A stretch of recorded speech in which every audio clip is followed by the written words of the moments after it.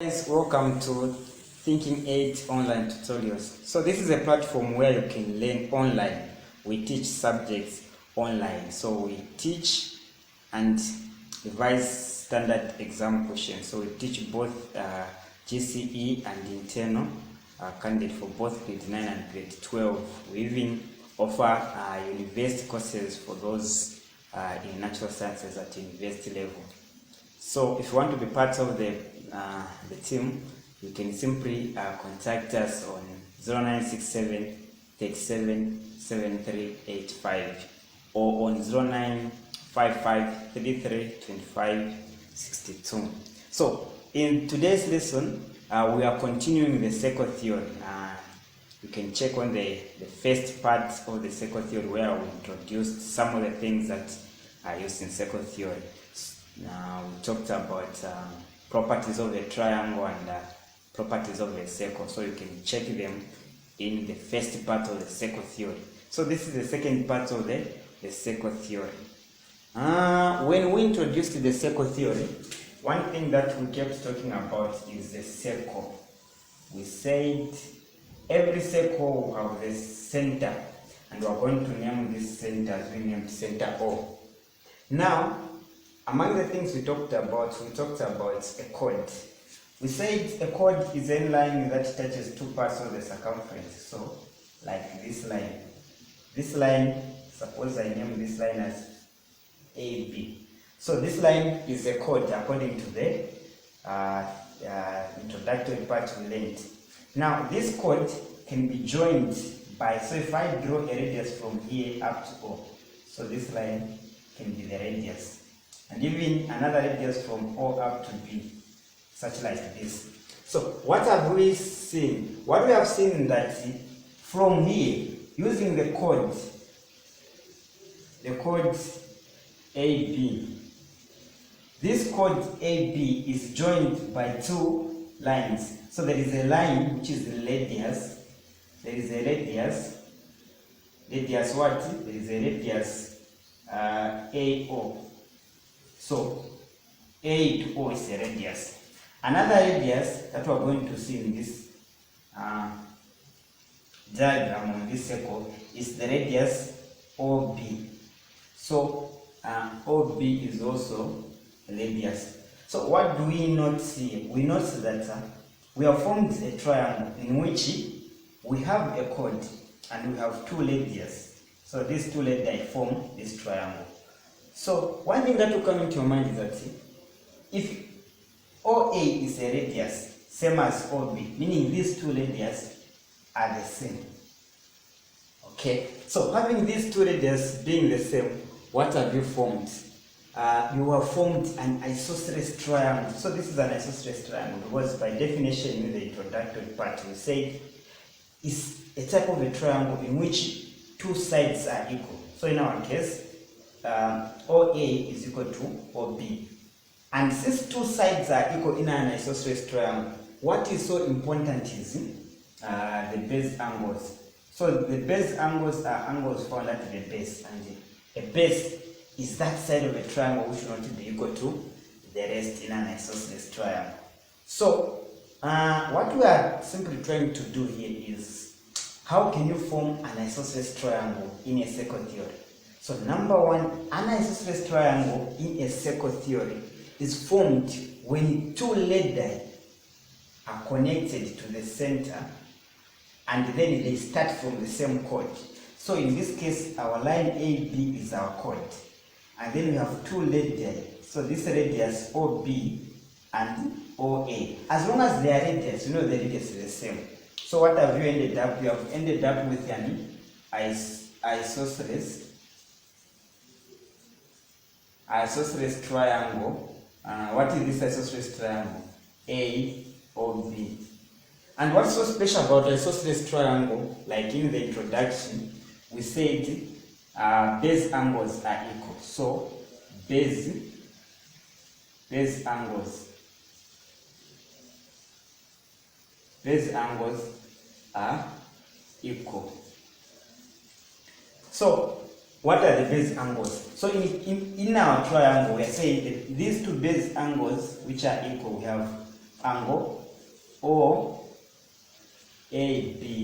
being equal to OBA. So OAB, this angle, is equal to OBA, that angle.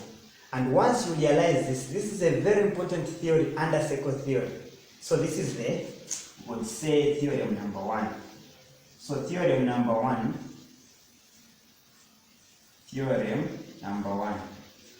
So under circle theory, theorem number 1 states that if you have two radius joining a chord, then you form an isosceles triangle. So what we are all talking about here is that two radii, so two radii starting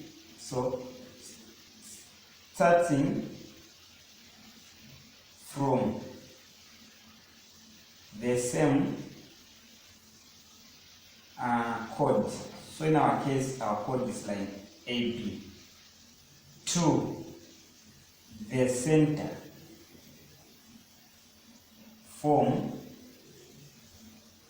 an isosceles triangle. So if you don't understand the isosceles triangle, I would advise you watch my introductory video where I explained what an isosceles triangle is all about. So once you are able to identify the isosceles triangle formed in this circle, then it becomes simple, because all what matters is knowing this point that the base angles in isosceles triangle are equal. So in our case, you have to know how do you identify the base angles. So in our case, the base angles are angle OAB, this angle, and angle OBA. So these two angles are the same.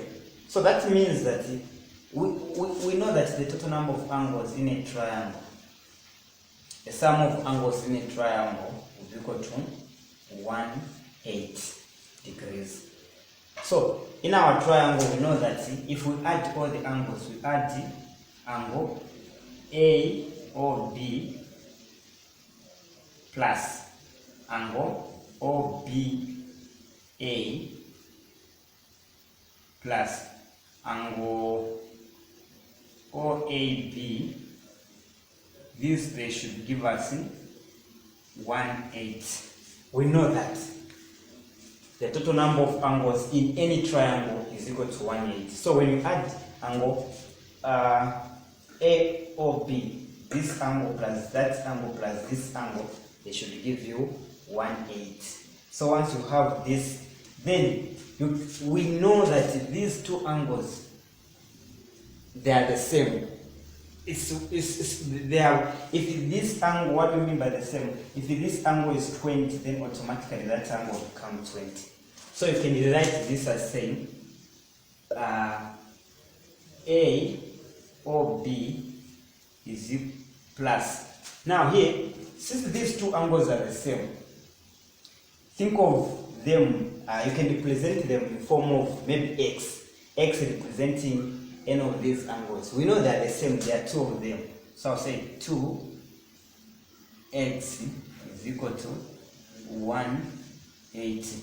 Where is this 2x coming from? I mean, I'm representing one angle, either OBA as x, because I know that they are the same from the principle of base angles in an isosceles triangle. So there are two. It's more like this is to show you that they are equal. So if here is 20, meaning even here it should be 20. That's why I put these two angles sharing the same angle. That's all. Once you know this, you can solve anything under isosceles triangle. So let's take, for instance, we take our angle here. If we take our angle here to be, for instance, 70 degrees, and then someone say, maybe calculate angle OAB. So if we give this as an example in in which our angle AOB is equal to 70 degrees, and then they say calculate angle OAB, meaning this angle. It's very simple, we just use this formula. According to this formula, we know that angle AOB plus 2x is equal to 180. Remember, this 2x is representing these two angles, these two base angles. So take x as a base angle. So meaning this 2x is for these two base angles. And then here we know that what is OAB. So that if we make this as subject of the formula, it will be 2x